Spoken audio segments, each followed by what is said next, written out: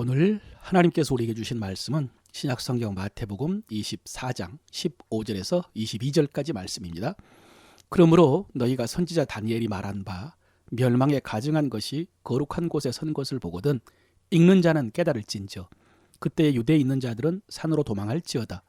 지붕 위에 있는 자는 집 안에 있는 물건을 가질러 내려가지 말며 밭에 있는 자는 겉옷을 가질러 뒤로 돌이키지 말지어다. 그날에는 아이벤 자와 젖먹이는 자에게 화가 있으리로다. 너희가 도망하는 일이 겨울에나 안식일에 되지 않도록 기도하라. 이는 그때에 큰 환란이 있겠음이라. 창세로부터 지금까지 이런 환란이 없었고 후에도 없으리라. 그 날들을 감하지 아니하면 모든 육체가 구원을 얻지 못할 것이나 그러나 택하신 자를 위하여 그 날들을 감하시리라. 아멘. 오늘도 여러분의 입술은 하나님의 은혜를 찬양하고 그 은혜를 전하는 입술 되시기를 바랍니다. 우리가 믿음으로 말할 때 하나님의 역사가 나타날 줄로 믿습니다. 오늘 계속해서 이어지는 종말에 관한 예수님의 말씀입니다. 어제는 마지막 종말이 아니라 종말의 시작이다 라고 하셨는데 오늘은 마지막을 말씀하십니다. 그 종말의 마지막 징조는 멸망에 가증한 것이 서지 못한 곳에 선 것을 보거든입니다.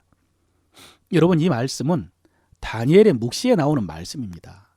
다니엘서 9장, 11장, 12장에 보면은 매일 드리는 제사를 폐하고 성소에 멸망에 가증한 것을 세울 것이다 라는 예언의 말씀이 있습니다. 그래서 예수님께서도 읽는 자는 깨달을진저라고 말씀하신 것입니다. 여러분, 이 말씀은 예루살렘 성전에 이방 신상이 세워지고 이방 제사가 드려지는 것을 의미하는 것 같습니다. 그런 일이 일어날 때는 대환란이 임할 것이기 때문에 그때는 지체하지 말고 빨리 도망가라는 말씀입니다. 그 환란은 창조 이래로 전무후무한 엄청난 환란일 것이라고 하십니다.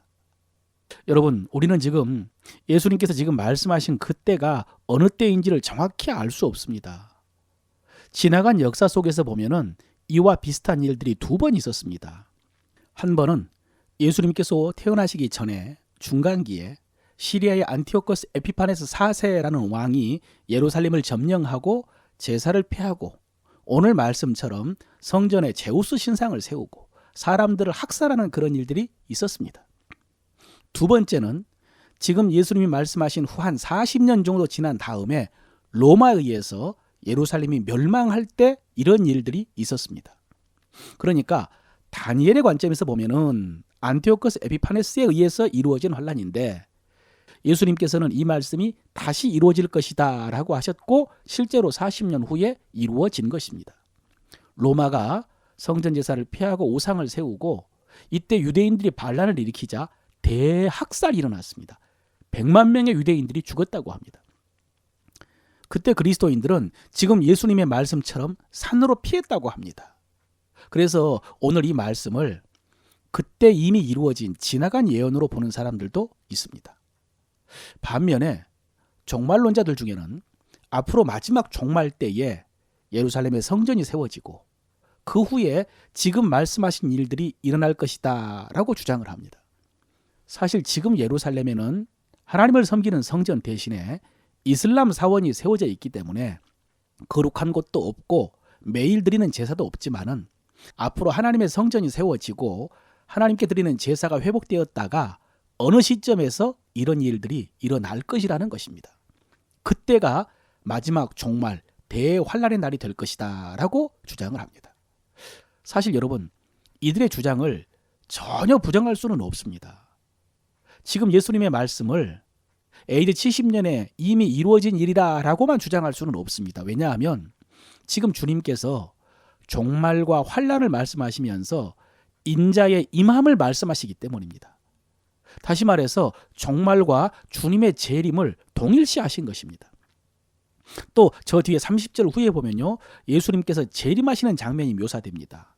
그때 인자가 구름을 타고 권능과 영광으로 오신다라고 했습니다. 그때 천사들을 보내서 택하신 구원받은 자들 모은다라는 말씀은 바울이 데살로니가서에서 말한 마지막 재림의 종말의 말씀과 비슷합니다. 그러므로 지금 예수님께서 인용하신 그 다니엘서의 예언의 말씀이 안티오코스 에피파네스에 의해서 이미 이루어진 일이라, 또 로마 군대에 의해서 이미 이루어진 일이다 라고만 주장할 수는 없다는 것이죠. 그렇다면 종말론자들의 말처럼 앞으로 그런 시나리오가 이어질 것이냐? 그럴 수도 있고 아닐 수도 있습니다. 그러나 여러분, 그것이 중요한 것은 아닙니다. 그런 시나리오가 이루어진다고 해도 우리가 그것을 모르고 있는 것이 아무런 문제가 되지 않습니다. 사실 예수님께서 깨어 있으라고 하신 것은 그런 시나리오와 재림의 시간들에 대해서 깨어 있으라는 말씀이 아니기 때문입니다. 오히려 그 날짜에 대해서는 천사뿐만 아니라 아들도 모르기 때문에 그것은 너희의 알 바가 아니라 라고 하셨습니다. 대신 너희는 성령이 임하시면 증인되라고 하셨죠. 그러므로 여러분, 우리는 종말과 주님의 재림을 생각하면서 내 믿음을 준비해야지 나타날 현상과 시나리오에 너무 관심을 가질 필요가 없습니다. 오늘 본문에 주님께서는 택하신 자들에 대해서 말씀하십니다. 22절에 보면요, 그 날들을 감하지 아니하면 모든 육체가 구원을 얻지 못할 것이나 그러나 택하신 자들을 위하여 그 날들을 감하시리라 라고 했습니다. 하나님께서 택하신 자들을 위해서 뭐 하신다고 했습니까? 환난의 날들을 감하여 그들을 구원하신다고 하셨습니다. 또 24절에 보면요, 거짓 그리스도들과 거짓 선지자들이 일어나 큰 표적과 기사를 보여서 할 수만 있으면 택하신 자들도 미혹하리라 라고 했습니다.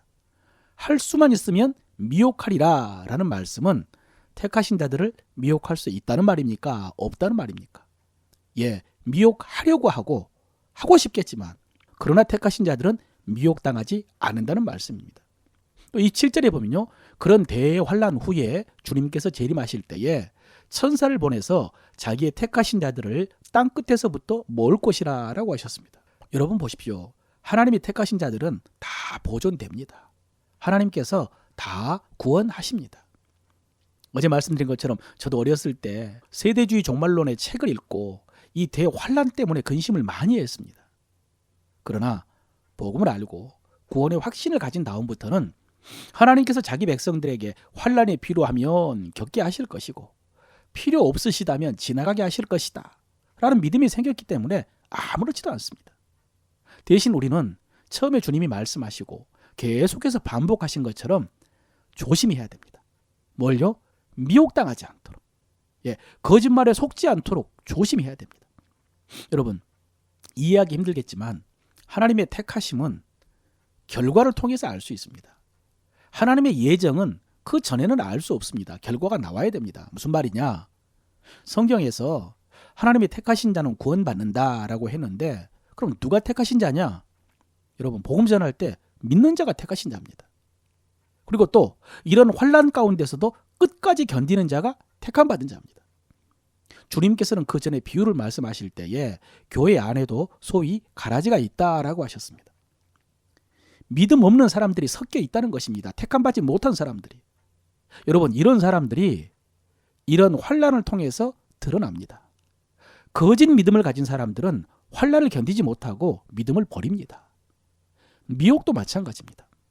예전에도 그렇고 지금도 그렇지만은 마지막 종말 때는요, 이단, 사이비, 적그리스도의 미혹이 더 심할 것입니다. 그때는 그들이 엄청난 표적과 기사도 일으킬 것입니다. 그런 미혹들을 통해서 여러분, 믿음 없는 자들이 드러나는 것입니다. 참 믿음이 없는 자들은 결국 마지막에 이르기 전에 거짓 진리를 듣고 거짓 표적을 보면서 떠날 것입니다. 미혹당할 것이라는 것이죠. 그러므로 여러분, 우리는 말씀 속에서 확신을 가져야 됩니다. 그리고 환난과 어려움 속에서 인내해야 됩니다. 마지막으로 오늘 주님께서는 기도하라라고 하셨습니다. 이런 일이 겨울이나 안식일에 일어나지 않도록 기도하라. 여러분, 종말, 재림, 심판을 비롯해서 하나님이 정하신 뜻이 있습니다. 하나님의 계획이 있고요, 하나님의 방법이 있고 하나님의 시간이 있습니다.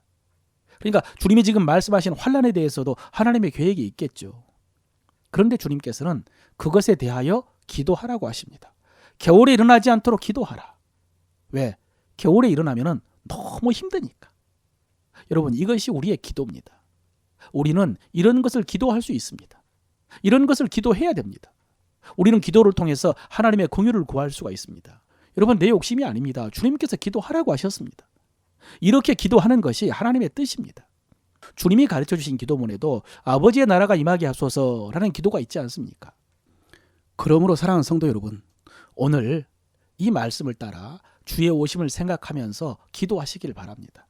하나님의 긍휼을 구하십시오. 나와 내 가족, 우리 교회 땅끝에 있는 하나님의 백성들이 환난을 견디고 미혹을 분별하고 거룩함과 충성스러움으로 잘 준비되어서 주님이 언제 오시든지 평강 가운데 주님 앞에 나아갈 수 있도록 그렇게 기도하는 여러분 되시기를 축원합니다.